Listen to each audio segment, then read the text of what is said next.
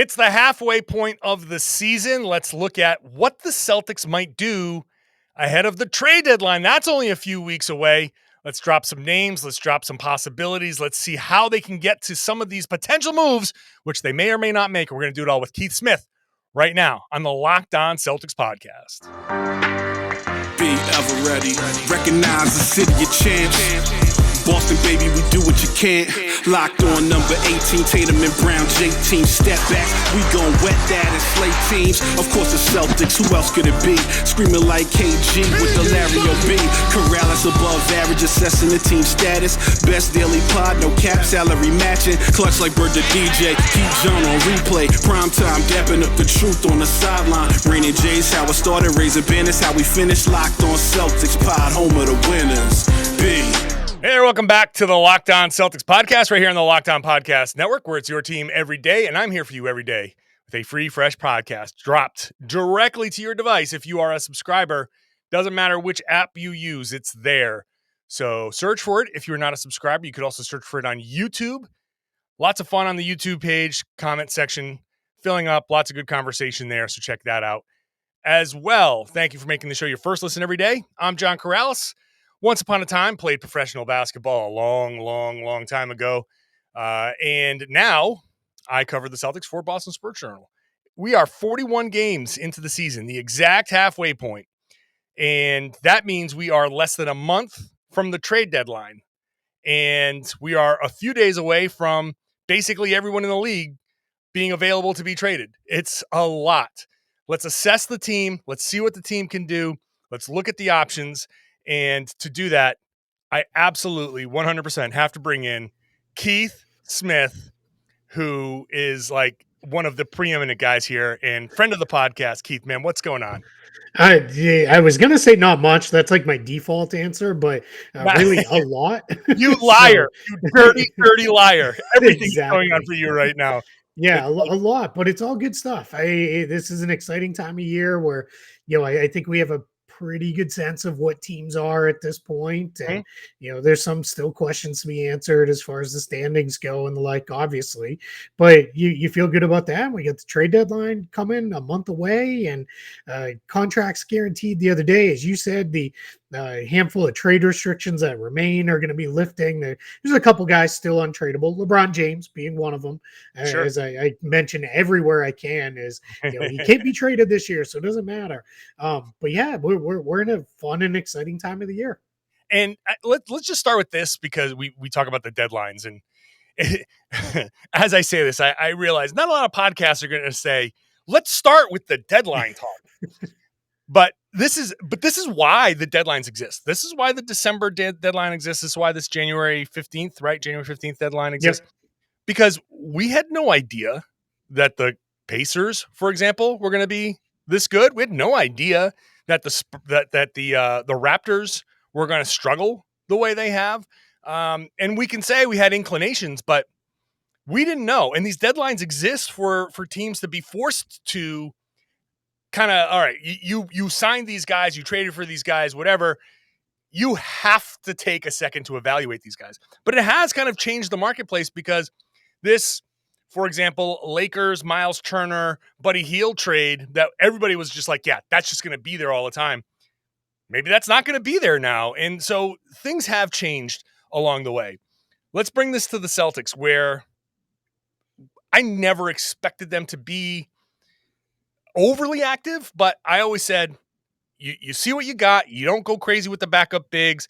You don't go crazy with everything. You've got Luke Cornett. You've got these guys all set up. Let's see what happens by mid-December. If it's an absolute mess, you can do something.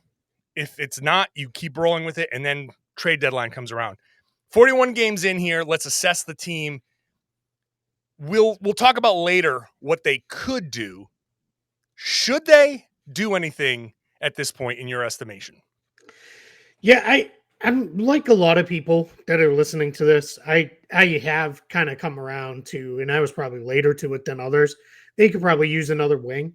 It just seems like Sam Hauser is maybe not going to be that guy. I know I got all excited when he was making a ton of shots early in the year and he was holding up defensively. I think now teams have enough tape. We're starting to see that holding up defensively is not quite what it started out as at the beginning of the year. He's still not a turnstile. He's still not terrible. And having like Robert Williams back helps because he just cleans up a lot of messes.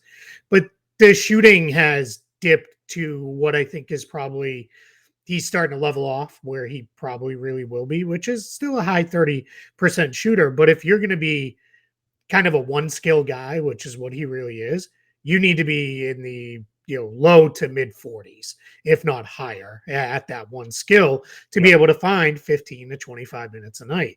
I also think on the wing side, I thought we would see more 3 guard groups. I thought we'd see Smart, Brogdon, and White play together more because all of them can hold their own. But whether it's injury related, trying to keep minutes down, whatever it is, we haven't seen a lot of that this year. And I thought we might see some more of that than what we've seen. So I think there is the need get a wing, or as I imagine Brad Stevens would call it, a shooter with size.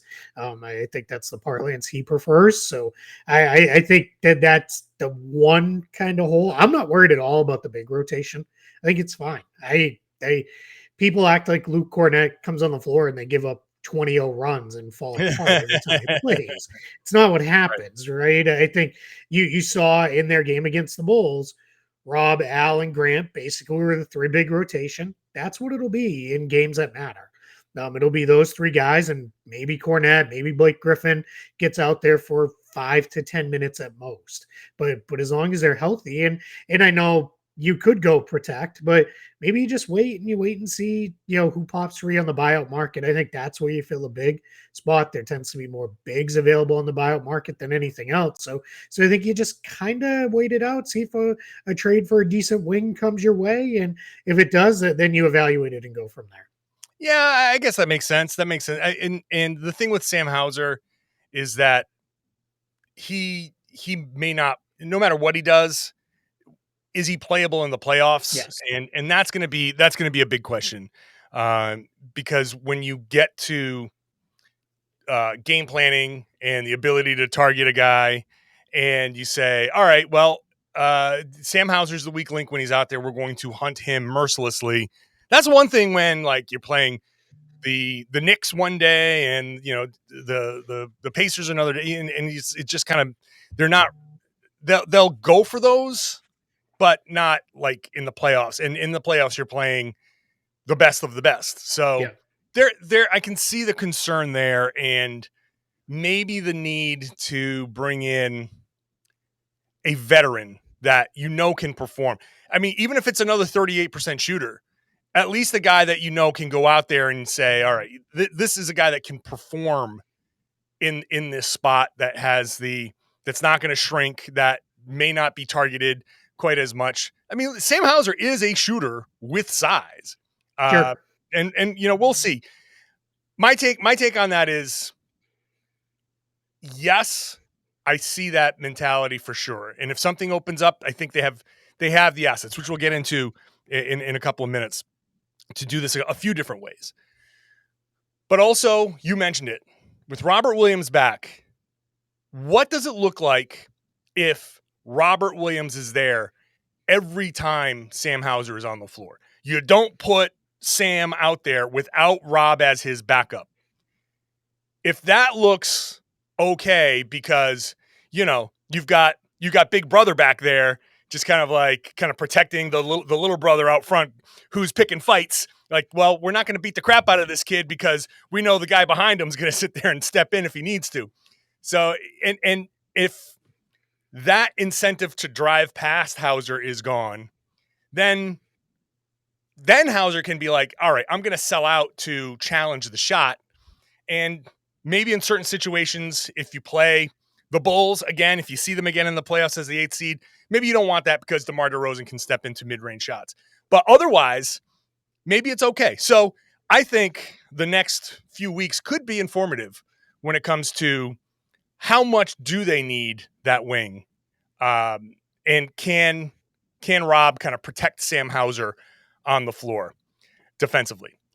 Let's look at how they could get this wing. How can they get the guys that they need?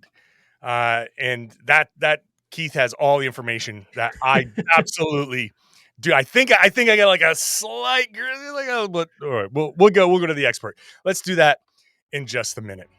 First, today's show is brought to you by PrizePicks. PrizePicks is daily fantasy made easy. It's the simplest way to go out there. You make your picks, you make your entries, and you pick 2 to 6 players.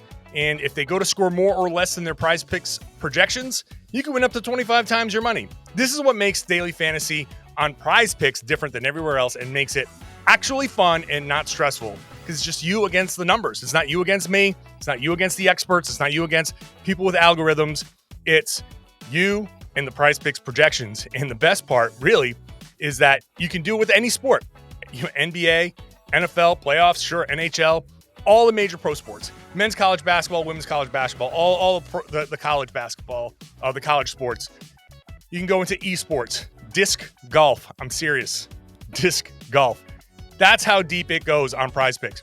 Entries can be made in 60 seconds or less. So all of this time that I've been talking, you could be done making your PrizePicks entries.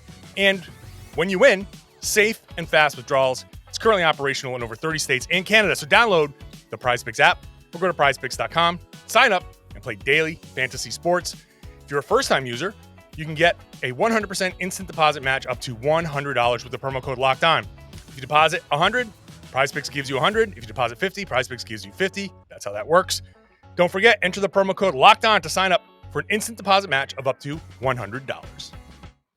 Thanks for making Locked On Celtics your first listen every day. Make Locked On NBA your second listen. I host on Wednesdays. This is the Wednesday show, so double duty for me. Check me out. Normally I'm hosting with Jake Madison, but he's off on this Wednesday show. But I'll be talking about the big stories in the NBA. So check it out. Rotating hosts all week. It's a fun show. Check it out wherever you get your podcasts. Also on YouTube. Let's bring Keith back in. So there are, however people think, maybe it's a wing, maybe it's a big, maybe whatever. There are a few different ways that the Celtics can add a player. They just waived Noah Vonleh. They have an open spot. So you can sign a 10-day. You can sign a buyout guy. Those are the obvious easy ones. You get 2 traded player exceptions and a combination of players that I think is very easy to do, especially if it's Pritchard and Gallinari. So can you kind of like summarize? Can you give a better sense of all of those things, what they can do? Yeah, I mean, you're on it. I think the big one that if you're looking to, one of the names that gets thrown out a lot is, could they go get Kyle Kuzma? Because I think people look and say, well, there's a shooter with size, a guy who could probably fit a rotation spot. Popular name in the trade market right now. Doesn't make $20-30 million, because I think everybody at this point realizes those guys are off the table unless you're really moving someone who's part of the rotation.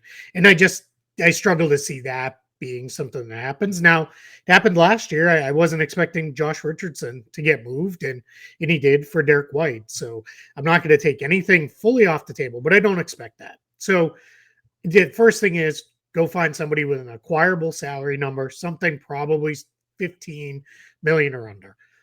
To get there, you're going to have to stack a couple contracts together. So that's Gallinari, Pritchard, maybe you throw in, Cornette, if the guy coming in replaces Cornette, or you feel like you've got another big lined up that you can sign or something in that range. The challenge with trading Danilo Gallinari is there's a couple. One is it just seems super heartless. Now, I get it. Yeah. Right? You're trying to win a championship. You don't have a ton of room for sentimentality. And I'm sure somewhere Danny Ainge is scoffing to himself, saying, have a heart. Like, this is the NBA, right? We're trying to win. And, now, but Gallinari just, over the summertime talked about how he always wanted to play for the Celtics, and he and his dad dreamed of this and all that. And then, unfortunately, the guy gets hurt over the summer. What I could see potentially happening in a Gallinari trade is if you could line it up with him to say, and you got to do this knowing you're not playing this year. I know there's still some people are dreaming of, well, maybe he makes it back and he, could get on the floor in the playoffs. It's just at that point, that's really hard because now you're saying, hey, can you step in to play the biggest, most high pressure games of the year without having played with these guys all year? But I think what you line up with him is, hey, we're going to trade you somewhere. We'll work it with the team that trades for you to not waive you, as long as they can afford not to. You decline your player option, and then we'll run it back next summer. We'll sign you same thing again, be taxpayer mid-level, and on we go. Just like this year didn't happen, while we also added somebody to help us gear up to make a title run. There's a lot of moving parts there. Now, that very, very clearly happened for folks who say, well, that would never happen. It's exactly what happened with Ricky Rubio, minus he did not sign with the Cavs. He was traded to the Cavs, then played well for the Cavs, tore his ACL. Cavs traded him to the Pacers for Karis LeVert, who helped Cleveland make their play-in tournament run last year. Rubio's contract expired, re-signed with the Cavs this summer. As long as the player's not waived, that 1 year re-signing restriction goes away because it's just the contract expires. And it would be the same thing with Gallo if he declined his player option. So I think you just got to be cautious with that. The other thing we got to be cautious with trading him is you do have to keep an eye on, it's not just about this season. It's about next year. And you might be looking at it as, hey, next year we get him at $7 million or so. And he should be back and healthy and hopefully a productive player. And if he is, great. We already have him now coming in as almost next summer's addition. And we would have the taxpayer mid-level to use again on somebody else to fill another hole. So that's the one thing you got to be a little sure of if you move him now is, are you going to be okay with then getting him back or only adding one player versus he kind of becomes almost an off-season addition if we don't see him play again this year. Yeah, I understand all of that as far as like, okay, it's cold-blooded, but like this is if you do the sentimental thing across the board all the time, you're gonna have a bad team. You're just gonna have a bad team, Sure. and this is why I would make a terrible GM because I have sentimental attachments to players. Like when Isaiah Thomas would have a lifetime contract if I was running this team. Right. He'd be on the roster. He'd be 50, barely able to move, and I'd be, nope, get out there. You're on the team. I'm good, just because I loved him and he meant so much to the team when he was here. Yeah. So it's hard to be what Danny Ainge did, and maybe Danny Ainge is too far the other way. But also like that is that's necessary. Like, this is the brutal business of the league is whenever a player is no longer useful to the team, you're like, well, you got to go. And if it works the other way. And this is why I don't believe in like loyalty when it comes to this stuff. I don't believe in guys when they leave as free agents, they're not traders. Like, I mean, this is an extreme example, but if Jayson Tatum somehow no longer lived up to his contract, he would be gone. And that's the end of the story. If something happened, he needed a change of scenery, he would be gone. Anybody that happens across the board. So when it comes to on the flip side, the flip side of that, if the Celtics don't live up to their side of it in 2 years, they're terrible. I'm not going to blame Jayson Tatum if he's like, hey, I don't want to do this. Like, I want to win. This is not where I want to be. And that's because we are in full lockstep on that of this should just be, it's the loyalty goes as far as today and, hopefully tomorrow and beyond. But for right now, it's who you got today. And that's what we run with. I don't worry too much about the, loyalty part of all that. Yeah. But to the bigger point, if you want to make any kind of impactful addition that involves a salary that is above almost $7 million, it's got to be using Gallinari, unless you're pulling something completely out of nowhere where you're trading Derek White, Brogdon, one of the big salary guys. And Right. that I just struggle to see them taking somebody out of that top 7-8 rotation right now and moving them unless it's, some super duper star becomes available that we're not expecting. Right. I mean, we're talking about like completely out of the blue,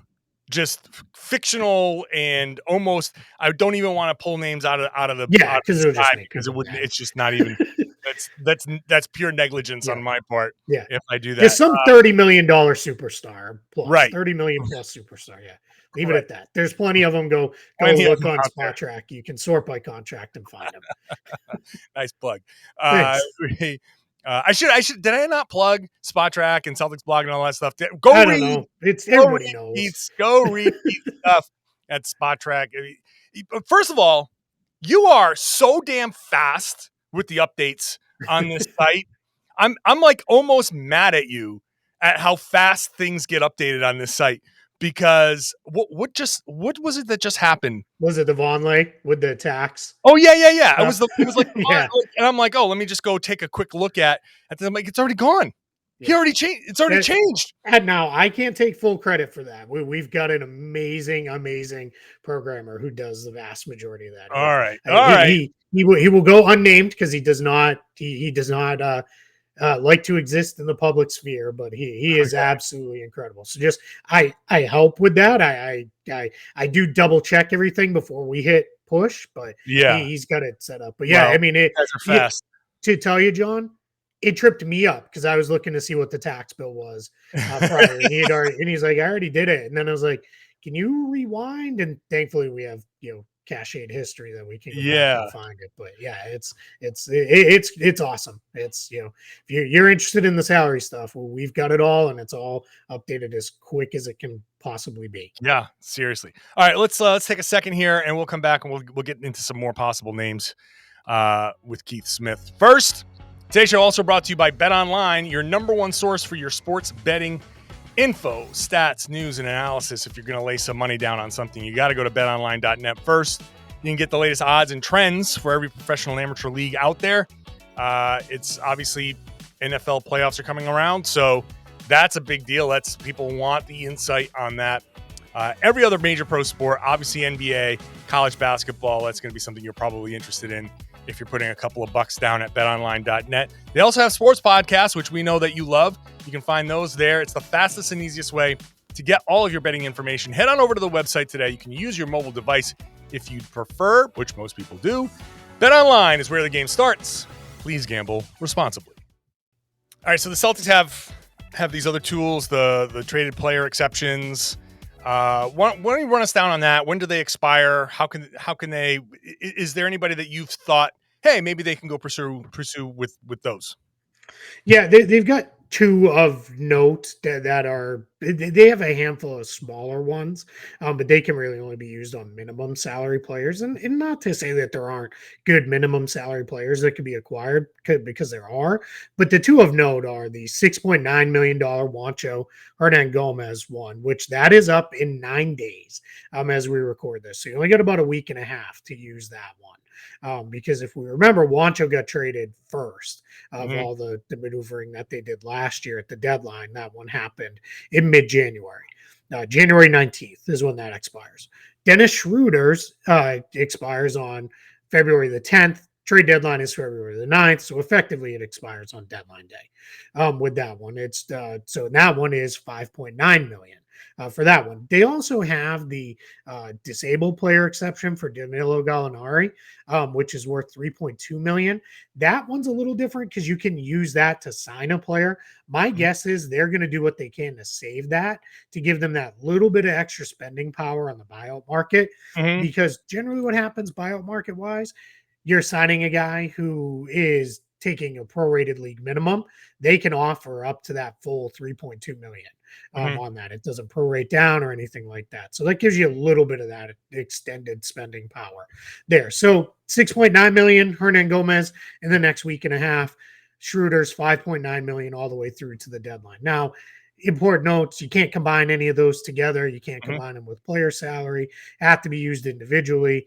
With that, you those are small enough. You're probably not bringing in more than one player into those amounts.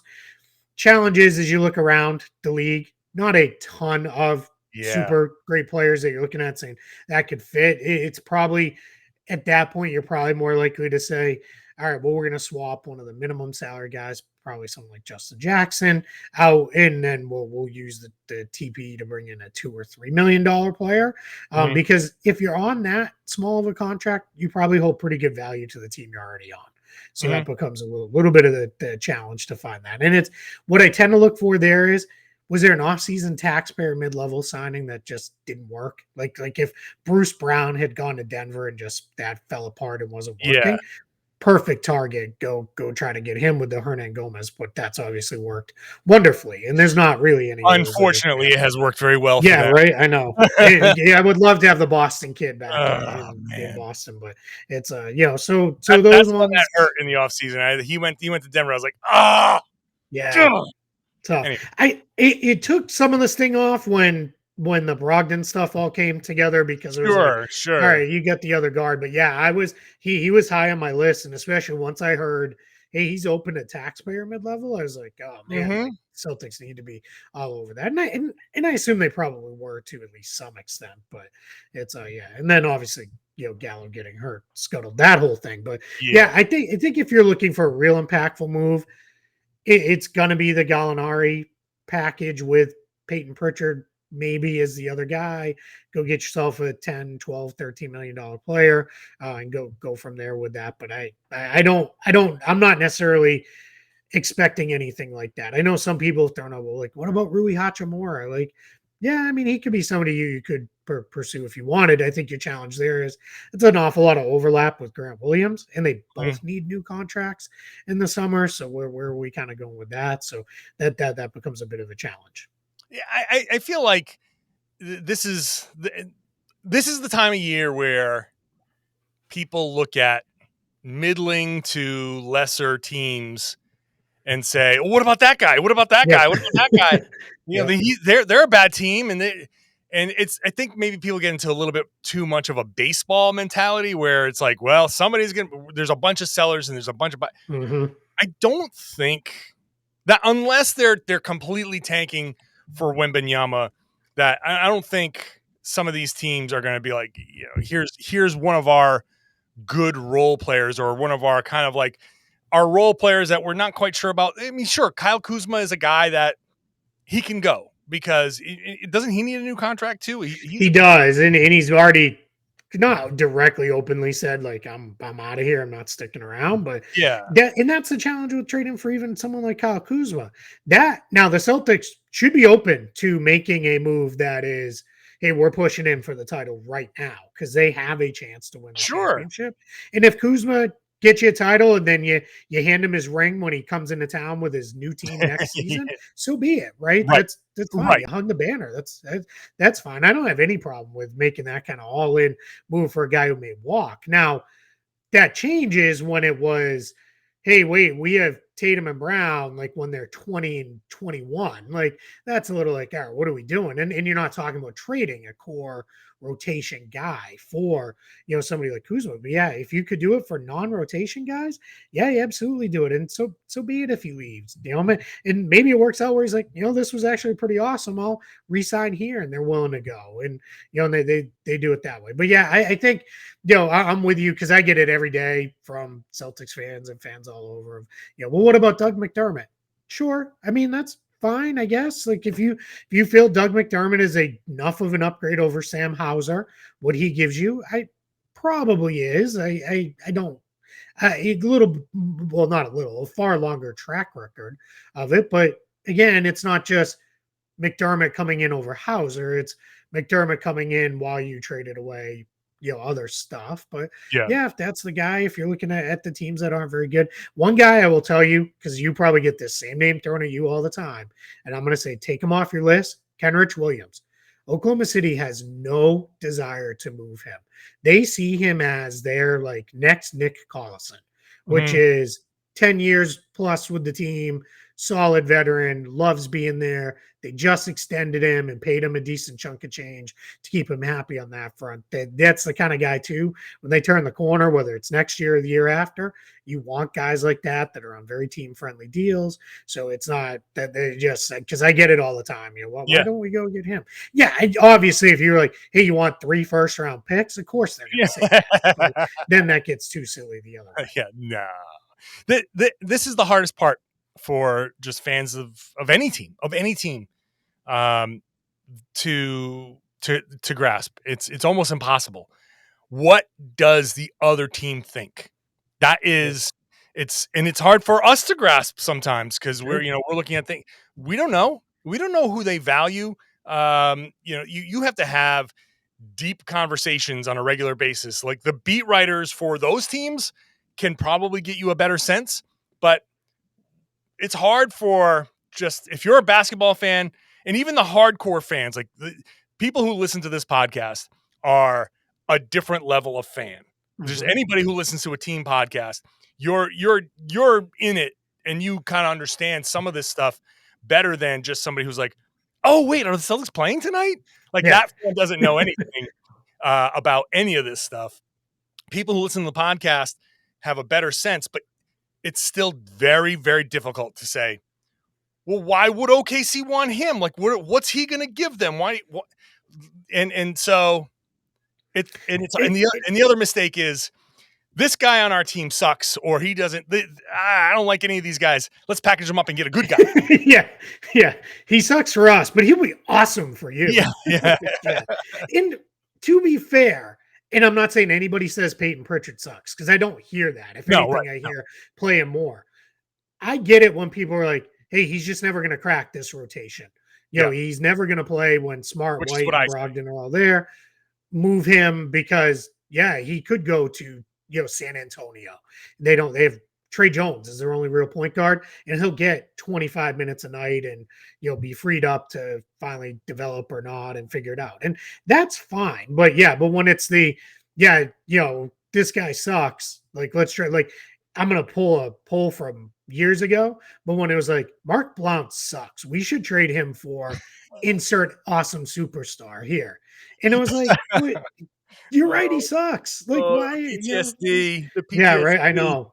Yeah, I know. I just hopefully no one's driving and swerved into the guardrail. But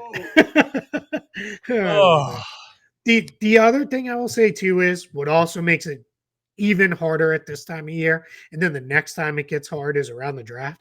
Everybody lies. Everybody will say, "Oh, we like that guy too much to trade him," or we got to have 2 first-round picks. And then, I mean, the best example I can give of that is a couple of years ago, the Orlando Magic, nope, can't trade Fournier for less than 2 first-round picks or first-round pick and a really good young player, and he got traded for 2 seconds. Yeah, like stuff changes at 1:30 on trade deadline day. It's all of a sudden like, all right, well, we can't bring him back after offering him to the other 29 teams. All right, what do you have to offer? Like, and we're getting there with like Jay Crowder type players where it's like, all right, that can't go past the trade deadline. So do you want my 2 seconds or not? Because you got to do something. You can't, you're not just going to waive him and lose him for nothing. Like, might as well get even the minimal return back at the end of the day. That Jay Crowder situation's so nuts. Yeah. He's a guy too, I don't think, because I brought him up. I don't love his fit for the Celtics where they're at right now. I don't think he's a consistent enough shooter. I think he's going to be the kind of guy that game 6, 7 of a playoff series, you're going to be like, I can't have him on the floor because he just can't make jump shots. I can't trust in it. Yeah, man, it's going to be really interesting. What's he making now again? 10? About 10. Yeah, a little over 10. So you can get there. You can get there. You could. You can get easily. There. Yeah. Suns could use another backcourt player. I mean, Suns, I think, would be very open to the idea of, oh yeah, we'll keep Gallo because they're sitting on an open roster spot right now. Yeah, we'll just keep him, and if they could somehow get somebody to say, hey, you want to take on Dario Saric? I know this isn't the Locked On Suns podcast, but I think their move is Crowder and Saric. That's $20 million in expiring salary. Go get yourself a real player who can really come in and give you something. And who that is, I don't know, but that's what I'd be looking to do. Yeah. I don't know. It's something about Crowder always stirs up that and I agree. Like I'm not 100% like my realistic take is he's not what he used to be, and he may come in and just start missing, and you'd be like, oh man, this. But at the same time, it's like maybe in Boston he can find it again, and with the type of players that they have. I mean, he was playing with Chris Paul, so it's hard to say it's going to be any more open than it used to be. But he's just he's got that attitude, and he wins everywhere he goes. And if it was to be Jay Crowder, I'm going to be the first one to be writing this is fine. But I'm going to caution, he's not what people think he's the kind of guy who will go 7 for 10 one night and then 0 for his next 10. And you're like, 30+%, it's not too bad. That's right. 35%, that's pretty good. And it's like, but it's how he gets there. Gets messy with him. It'll be interesting to see what the Celtics do. I'm a proponent of, first of all, I'm a proponent of getting Payton Pritchard his opportunity somewhere else. I just feel bad for the guy. I think we're finally seeing, all of the kind of the things that people have been saying, pumping him up, he's always ready. He's always I don't think he's always ready anymore. He's ready, but I think he's at this point, he needs to play. He needs to play, and it's just hard. I think the situation has finally become a little bit untenable with him. I think to the Bulls game on Monday was a really good example of if he can't get minutes when one of the other 3-point guards is out, then when are they ever going to come? Because he's never getting them when Smart, Brogdon, and White are all available. That's very clear. That's not happening. If one of them is out and he still is only out there for 4 or 5 minutes, and obviously for whatever it was, Joe Mazzulla sees something he just doesn't feel good about with him out there. And I thought he was fine in that short stint. I didn't necessarily see it wasn't like the Bulls got a switch and DeRozan took him into the mid post and shot over him 4 possessions in a row, and it was get him off the floor. But I'm with you on that one. I understand the reluctance because it's Smart's health track record isn't great. Brogdon's health track record isn't great. So I get it from that standpoint. But it's, if he cannot be, that's how I want to phrase it. He cannot be your hold up to going and getting somebody who can fill a real playoff. 100%. It's, if that's the hold up, that's now dipping back into the worst of the, Danny Ainge years when it was this guy won't trade anybody he ever drafted because he just can't let go of him. Then I'm gonna feel what are we doing? This is craziness here. But, hey, maybe Danny Ainge will want him. Maybe Danny. He could.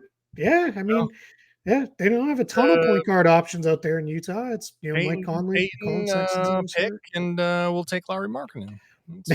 Yeah, sure. Yeah, there you go. Yeah, that's sounds fair. Sounds fair. Well, what could be realistic there if they wanted to go big, and you got to bring back an old friend, Kelly O. He's waiting. Kelly Olynyk. Oh man. What's funny is he'd be good with this team right now and the way they play. He'd be actually, I think, really, really good. Problem is, then you're saying, all right, Grant, we need you to play a lot more as a wing than as a small ball big, and that starts to get a little messy. But we can do memory time or something. Well, we'll see. We got about a month now, so it's only a few weeks, really. A month sounds like a long time.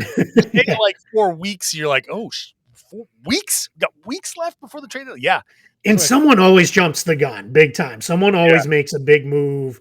I'm a little surprised we haven't seen it already. The last 4 years have given us a trade within the first few weeks of the kind of trade season opening up. Yeah. And we didn't get one yet. I mean, we got Noah Vonleh, but that I don't think get anywhere but the Vonleh household. Maybe the Wick Grousbeck household qualifies as a big move. And for all that, I mean, I've on this very show have killed the Celtics and their reluctance to spend. This was not that. No. This was just, This we made need the sense. roster spot. And if we can save $7 million actual dollars, which some of that's going to get reinvested when they sign somebody to fill that spot. This was not a, let's be cheap at the deadline move. That was not what this was. To me, this made sense. The Vonleh move made 100%. sense. Yeah. Like some of the things they're going to kill. The Bull move made sense last year. Like, all this stuff made sense. Yeah. Like, whatever. I don't want to say, because we'll go another 40 minutes on the podcast. I'm just waiting. All I'm waiting for is the Pacers to trade Daniel Tice to a third team who buys him out, which then removes that 1 year restriction, because then guaranteed he will be the big man signing for that for would be amazing. That would be so Daniel Tice trade, buyout, and then come on back, Daniel Tice. That's it. 27 jersey. Yeah, we got it. It's already hanging in the locker room, ready for you, my friend. Like there's an open locker. Like that's it. There's an open locker. A couple in there now, so let's go. I just feel like we're just waiting for that one to come. Oh man! So the next few weeks are gonna be super, super interesting. Once moves start being made, we'll have you back, because the moves are gonna start flying. And the one thing I can tell you, I don't expect anything. You don't expect anything, and Brad Stevens has been quiet, which means a blockbuster is coming, baby. Because whenever everything seems like, oh yeah, they're not gonna do anything, and it's gonna be at like 7 a.m. when I'm still hours away from waking up, because I don't go to bed till like 3 or 4 a.m. after a game. It's like I'm going to wake up and going to get to the tweets and people like, where's Karalis? I want to bonus podcast on this trade. Like, what do you mean they traded away Grant Williams? What? See, my two guarantees are it'll be no one we mentioned on this show of the 25 guys we mentioned, because that's how they do it. No one saw the Derek White trade coming or the Malcolm Brogdon trade. And my guarantee is it won't be in the morning. It'll be at 2:45 when I'm sitting in the car line to do school pickup with crappy cell signal. We should just end when they go down. We should just end the podcast by naming just a bunch of people and to say, hey, we called it. Yeah, so that's it. Yeah. What we could do is Jeremy Grant. Yeah, just clip a whole bunch, right? Yeah. And then you could just see we called this. Yeah, we could do that after. There's an old Saturday Night Live sketch where it was, at that point, I think it was like Tom Brokaw, who was going on vacation, and they had to pre-record Tom Brokaw breaking news, all of the different possibilities, like breaking news, a volcano has exploded in Australia. Australia is gone. And so we got to do like all of the break. So we can, after we're done here, we're going to wrap it up. We're going to record all of our, the Celtics have packaged Jayson Tatum and Jaylen Brown for Giannis Antetokounmpo, and like we're just the whole thing. And when one of those actually happens, we'll have a clip to put out there on social media and be like, see, we said it. And I'll go back and retroactively edit it. I was going to say, because somebody's like, wait, I listened to it and watched that episode. I don't. We should put on different clothes, change the volume on our mics to do it. So when I slam edit it into this podcast later and be like, see, it'd be like the Simpsons, Mr. Black. This is my good friend, Mr. Black. I see my version of that is Poochie returned to his home place. He died on the way there.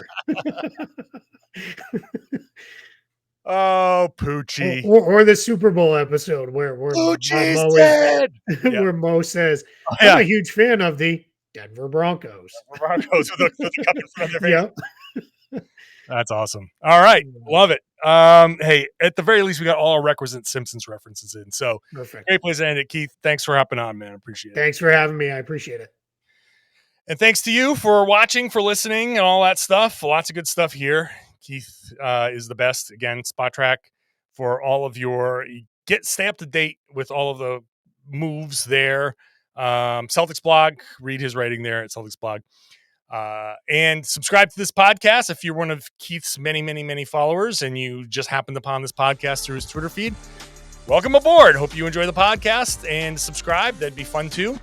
And subscribe there. Watch the show on YouTube. And if you are a subscriber, share the podcast. Tell your friends and family they should be listening to and watching the Locked On Celtics podcast right here on the Locked On Podcast Network.